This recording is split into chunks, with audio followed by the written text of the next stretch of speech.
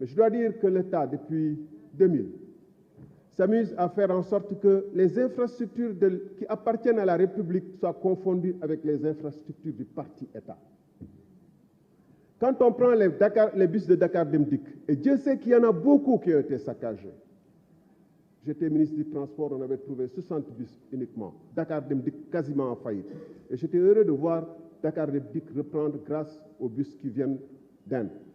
Et quand on peint ces bus aux couleurs du parti au pouvoir, quand on privatise une partie du parc de Dakar Dem Dikk, de la zone de Dakar Dem Dikk, qu'on remet ça au parti au pouvoir, dans des opérations soi-disant commerciales qui n'auraient jamais été autorisées à un parti de l'opposition.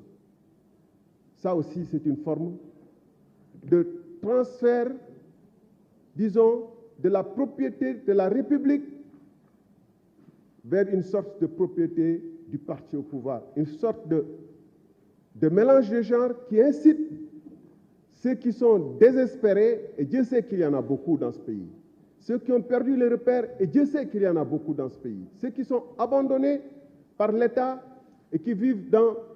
Je ne suis pas en train de justifier, je suis en train d'essayer d'expliquer et de comprendre. Parce que si on ne comprend pas ce qui s'est passé dans notre République, on ne pourra pas trouver de solution. C'est les inciter et leur indiquer que, oui, le siège de l'APR et Dakar Dem Dikk, c'est kiff-kiff. Oui, les bus Dakar Dem Dikk, c'est kiff-kiff que l'APR. Ce n'est pas kiff-kiff.